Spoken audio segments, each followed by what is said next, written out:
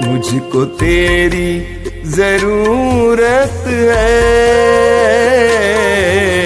हे पावनात्मा। मुझको तेरी जरूरत है, हे पावनात्मा। मुझको तेरी जरूरत है, हे पावनात्मा। सर्वशक्तिमान पिता, पुत्र और पवित्र आत्मा के नाम में आमीन। ख्रिस्त में मेरे प्यारे भाइयों और बहनों, प्रभु यीशु मसीह के मीठे और मधुर नाम में आप सभी लोगों को जय यीशु। आइए हम लोग आज प्रभु के पवित्र और जीवंत वचन पर मनन चिंतन करेंगे। आज हम देखते हैं निर्गमन ग्रंथ उसके अध्याय 3 पद संख्या 1 से 6 तक में मूसा नबी के विषय में। मूसा नबी जो होरेब पर्वत के पास में पहुंचते हैं और वहां पर वह जलती हुई झाड़ियों के बीच में ईश्वर का दर्शन करते हैं और वह प्रभु को और करीब से देखने के लिए, उस जलती हुई झाड़ियों को और करीब से देखने के लिए वह उसके पास जाते हैं और उस जलती हुई झाड़ियों में से आवाज़ आती है, मूसा तुम अपने जूते वहीं उतार दो, क्योंकि तुम जहाँ खड़े हो ये कोई साधारण स्थान नहीं है, यह पवित्र स्थान है, यह ईश्वर के निवास का स्थान है। मेरे भाइयों और मेरी बहनों, मूसा लगातार उस जलती हुई झाड़ियों को देख रहे थे और उस बीच में वे अनुभव कर रहे थे कि वास्तव में झाड़ियाँ तो जल रही है, लेकिन यह राख नहीं हो रही है, यह नष्ट नहीं हो रही है, यह समाप्त नहीं हो रही है। और इसलिए वह उन झाड़ियों को और करीब से देखना चाहते हैं। उसको और पास से देखने के लिए जैसे ही उसके निकट में जाते हैं, मेरे भाइयों मेरी बहनों, वह प्रभु के पास में जाते हैं और वहां से आवाज आती है कि मूसा तुम अपने जूते उतार दो। मेरे प्रियो, ये सच्चाई है, ये आवश्यक है कि हर मनुष्य को अपने जीवन में ईश्वर के निकट में जाने से पहले अपने जूते को उतारना पड़ता है। आज सारे संसार में मनुष्य कुछ न कुछ पाप का, अधर्म का जूता पहने हुए है। वचन कहता है, प्रभु परम पवित्र है, धधकती हुई आग है। प्रभु के मंदिर में उसकी उपस्थिति में पहुंचना है तो हमें अपने जूते उतारने होंगे। हो सकता है कि हम व्यभिचार के जूते पहनकर घूम रहे हैं, अश्लीलता के जूते पहनकर घूम रहे हैं। हो सकता है कि हम घमंड के जूते पहन कर के घूम रहे हैं, झूठ, चोरी और बेईमानी के जूते पहन कर के घूम रहे हैं। लेकिन ईश्वर का वचन कहता है, यदि तुम मुझे पाना चाहते हो, मुझे देखना चाहते हो, मेरे साथ रहना चाहते हो, तो तुम्हें भी अपने जूते उतारने पड़ेंगे जिसे तुम लगातार पहन कर के घूम रहे हो। मेरे भाइयों मेरी बहनों, ये सच्चाई है। आज सारा जमाना किसी न किसी प्रकार के बुराई के जूते को पहन करके घूम रहा है, जो ईश्वर को कतई प्रिय नहीं है, ईश्वर को कभी भी पसंद नहीं है। और ऐसे अश्लीलता और बुराई के जूते पहने पहने लोग प्रभु के दर्शन करना चाहते हैं, ईश्वर के निकट में आना चाहते हैं। इसलिए तो प्रभु संत पौलुस के द्वारा कहते हैं, क्या आप यह नहीं जानते कि अन्याय करने वाले ईश्वर के राज्य के अधिकारी नहीं होंगे?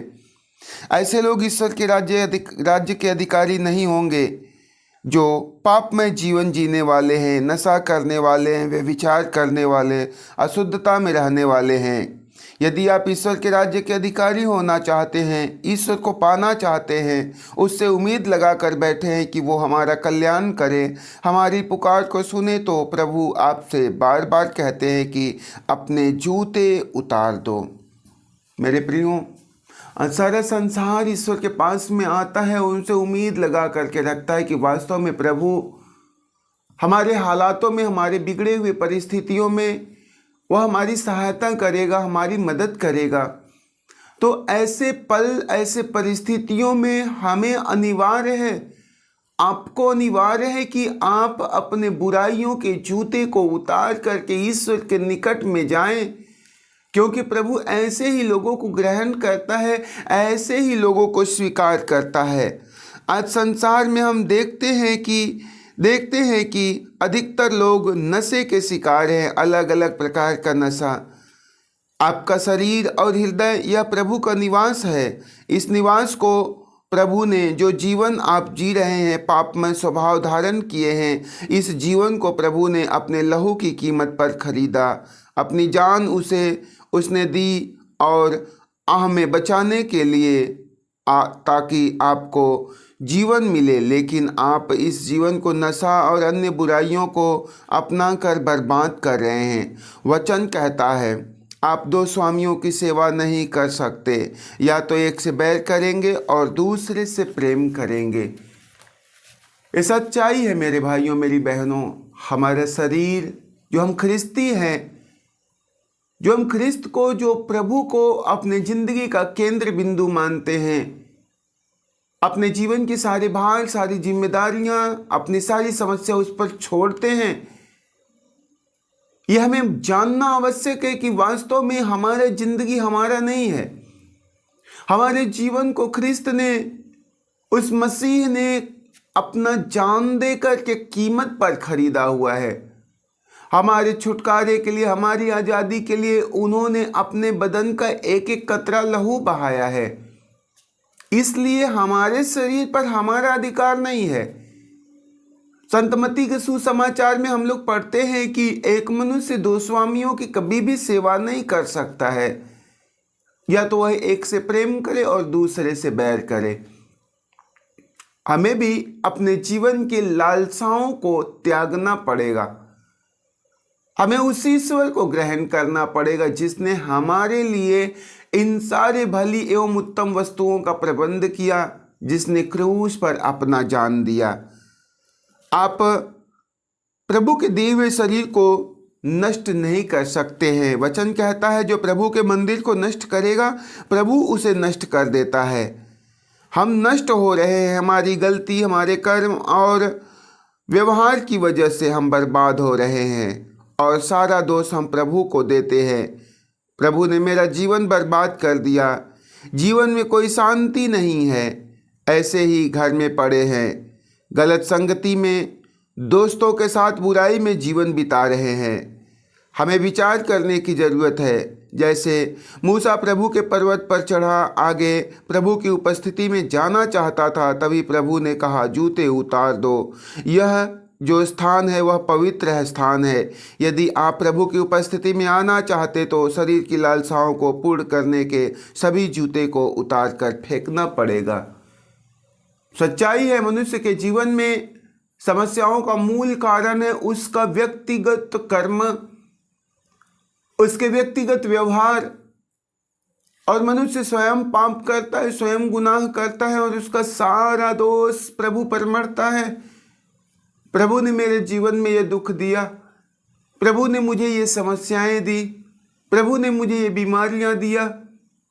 लेकिन मेरे प्रियो, ये सच्चाई है, हमें अपने जीवन में पाप के जूते को उतारना है। प्रभु का वचन कहता है पवित्र बनो जैसे तेरा स्वर्गीय पिता पवित्र है।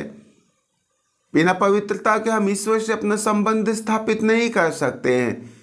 और जब तक हम पवित्र ना बने, जब तक हम अपने बुराइयों को, बुरी आदतों को त्यागे ना, हम ईश्वर के राज्य के अधिकारी नहीं होंगे, और उसके राज्य से कुछ भी हमें लेने के लिए अधिकार नहीं है। स्तोत्र ग्रंथ में दाऊद कहते हैं, प्रभु कौन तेरे शिविर में प्रवेश करेगा, कौन तेरे पवित्र पर्वत पर निवास करेगा? वही जिसका आचरण निर्दोष, जो सदा सत्कार्य करता है, जो हृदय से सत्य बोलता और चुगली नहीं खाता, जो अपने भाई को नहीं ठगता है और अपने पड़ोसी की निंदा नहीं करता, जो विधर्मी को तुच्छ समझता और प्रभु भक्तों का आदर करता है, जो किसी भी कीमत पर अपने वचन का पालन करता है, उधार देकर ब्याज नहीं मांगता और निर्दोष के विरुद्ध घूस नहीं लेता। जो ऐसा आचरण करता है वह कभी विचलित नहीं होता है। कौन प्रभु के मंदिर में प्रवेश कर पाएगा? वही जिसका आचरण निर्दोष है, जो प्रभु के अनुसार जीवन जीता है, जैसा प्रभु ने कहा वैसा जीवन अगर जीता है तो वही व्यक्ति प्रभु के मंदिर में प्रवेश करेगा। यदि आपके अंदर दया नहीं, निर्दयता है, किसी पर आप दया नहीं दिखाते, किसी की मदद नहीं करते, आप अपने लिए जीते हैं तो आप निर्दयता का जीवन जीते हैं। मेरे प्रियो, स्तोत्र ग्रंथ में दाऊद ने कहा, प्रभु कौन तेरे भवन में प्रवेश करेगा, कौन तेरे मंदिर पर चढ़ सकेगा? वही जिसका आचरण निर्दोष है, जिसका हृदय पवित्र है, जो दया करना जानता है, जो घूस नहीं खाता है, जो किसी भूखे के साथ अपनी रोटी बांटता है, जो अन्याय नहीं करता, जो अत्याचार नहीं करता, वही व्यक्ति ईश्वर के मंदिर में, उसके भवन में प्रवेश कर पाएगा। हम लोग देखते हैं पवित्र ग्रंथ बाइबल में एक अमीर व्यक्ति के विषय में। अमीर व्यक्ति और लाजरुस दोनों व्यक्ति एक सांसारिक जिंदगी जी रहे हैं। अमीर रईसों की जिंदगी जी रहा है, लेकिन गरीब लाजर जो उसके गेट, उसके दरवाजे के पास पड़ा हुआ है, जो हर दिन अपने अंदर में एक लालसा लेकर, एक अभिलाषा लेकर के जिंदगी जीता है कि काश मुझे इस अमीर जादे के मेज के नीचे का गिरा हुआ जूठन मिल जाए और मैं अपनी भूख मिटा लूं। लेकिन यह अमीर व्यक्ति दुनियादारी की जिंदगी में मस्त है। उसे किसी की सुध लेने की कोई जरूरत नहीं, न फुर्सत है। अपने पाप में जिंदगी में मस्त पड़ा हुआ है। और ऐसे में दोनों मर जाते हैं। लाजर मरता है, स्वयं इब्राहिम की गोद में जाता है, परंतु धनी व्यक्ति मरता है, वह नरक की आग में जाता है। मेरे प्रियो, हमें अपने जिंदगी की बुराई को त्याग करके ईश्वर के निकट में जाना है। हमारे जीवन का मकसद इस संसार में आना और अपने पिता के भले कामों को एक दूसरे के बीच में प्रकट करना है और भलाई का कार्य करते करते इस संसार से जाना है। इस संसार में आकर के भोग विलास, लड़ाई झगड़े का, नशे का, वासना और व्यभिचार की जिंदगी जीने का हमें कोई अधिकार नहीं है। यदि हम ऐसा करते हैं तो हम ईश्वर की दृष्टि में गुनहगार हैं, हम ईश्वर की दृष्टि में पापी हैं। प्रभु ने हमें इस कार्य के लिए इस संसार में नहीं भेजा। परमेश्वर हमें पवित्र बनाता है ताकि हम अपने स्वर्गीय पिता के कार्यों को एक दूसरे तक पहुंचा सके, एक दूसरे के पास भेज सके। मेरे भाइयों, मेरी बहनों, आप पवित्रता के लिए बुलाए गए हैं, अश्लीलता के लिए नहीं, झूठ के लिए नहीं, जीवन को बर्बाद करने के लिए नहीं। कुछ भी करो, कोई नहीं देखता, ऐसा हम सोचते हैं, लेकिन ईश्वर हमें बराबर देखता रहता है। वचन बताता है कि मनुष्य के कर्म दिन में चमकने वाले प्रकाश के समान ईश्वर के सामने प्रकट होते हैं।